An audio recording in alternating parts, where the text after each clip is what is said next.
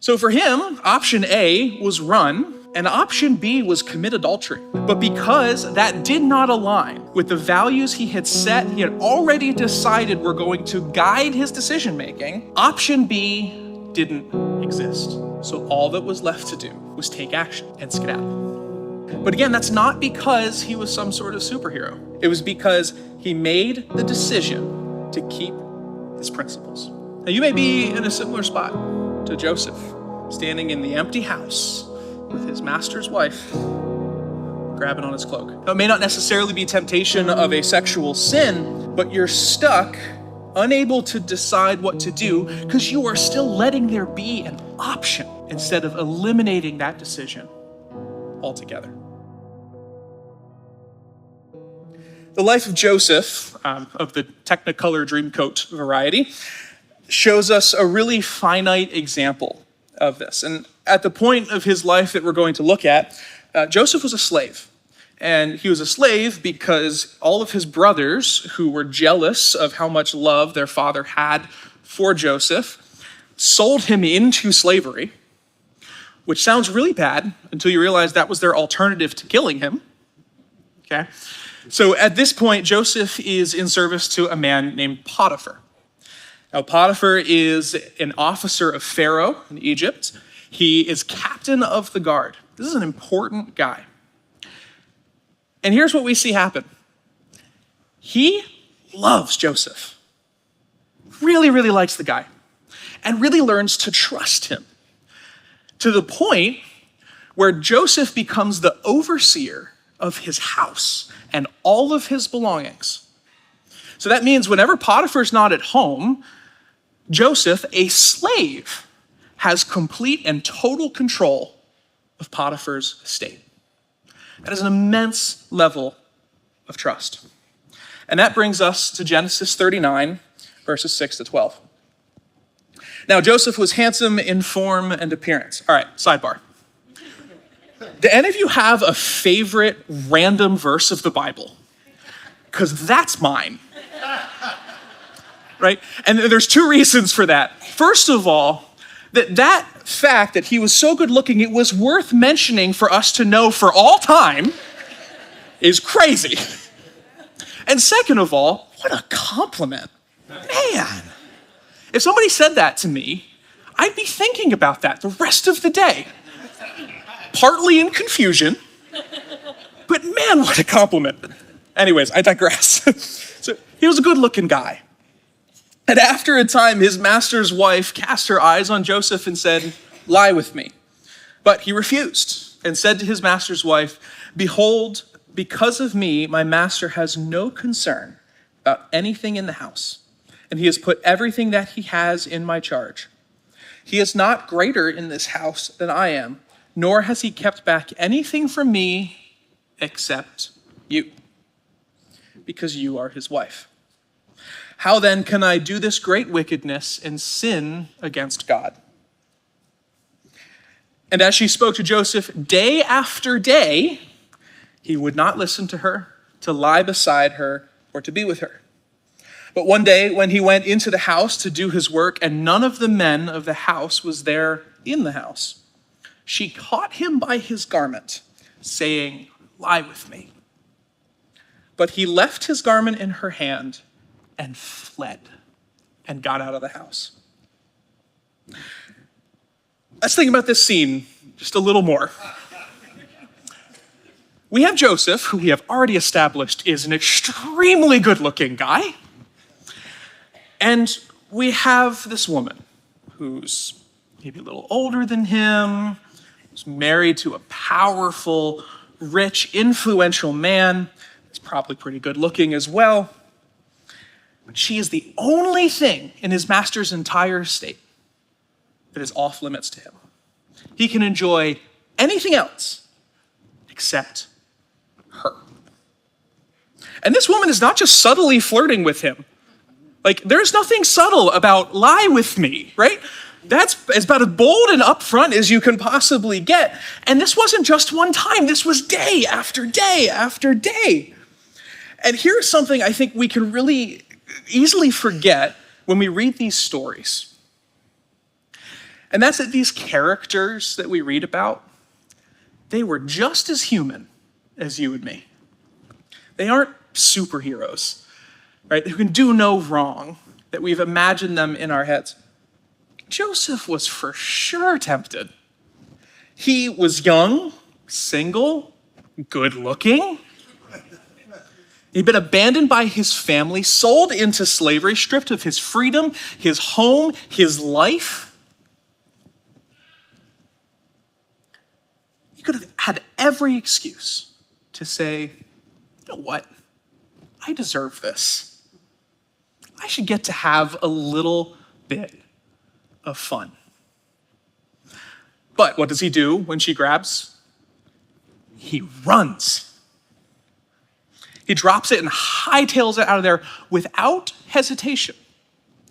And this is the really important thing. That is not a decision that he thought about and made in that moment. That is not a decision that he thought about, processed fully, and made right there. He had already decided long time ago that he would set God's principles as his compass, and his decisions were going to align with those values. And that included sexual immorality. So for him, option A was run, and option B was commit adultery. But because that did not align with the values he had set, he had already decided were going to guide his decision-making, option B didn't exist. So all that was left to do was take action and skedaddle. Now, this isn't the only example of pre-decision that you'll see in Joseph's life. Now, we don't have time to talk about those today, but I really want to encourage you, if you haven't read, or even if you have, the story of Joseph, which you can find in Genesis, please, please, please go do that. It is an incredible story of a man who just resolutely clung to his compass through situations that I look at and I go, there is absolutely no way. There is no way that would be my response. But again, that's not because he was some sort of superhero. It was because he made the decision to keep his principles. Now, you may be in a similar spot to Joseph, standing in the empty house with his master's wife, grabbing on his cloak. Now, it may not necessarily be temptation of a sexual sin, but you're stuck, unable to decide what to do because you are still letting there be an option instead of eliminating that decision altogether. Just like Joseph, we need to flee temptation, but first we have to recognize that we may not be strong enough to make that choice in the moment. So we need to make it ahead of time so that it doesn't exist. And that frees up our decision-making energy to focus on the difficult decisions that do still exist.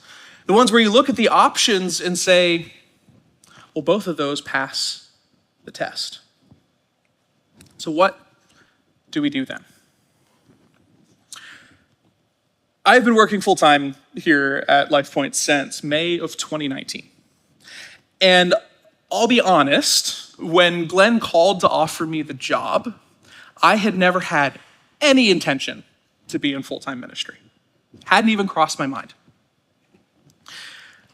But I was living in Ireland at the time, and I was going to be coming home soon, and I knew I didn't have a job lined up. So I needed a job. I had enjoyed my internships that I had done here, and I knew that I'd be able to make some sort of positive difference. So I accepted. But from the get-go, I was not thinking of it as a long-term thing. Tilly and I had a dream to get married, pay off our debts, and then move somewhere new, probably internationally, and start fresh, experience starting life anew. So we got married, and we moved into the house right next door here, which is its own God story that I would love to tell you at a different time. And for the next several years, whenever the conversation came up about starting over somewhere, or an opportunity presented itself, we kept landing on the same answer. we felt God was calling us to stay here. That this was our home. Time and time again, that was confirmed for us. But you know what we didn't do for the first 3 or 4 years that we lived in that house? We didn't hang a single picture. Why?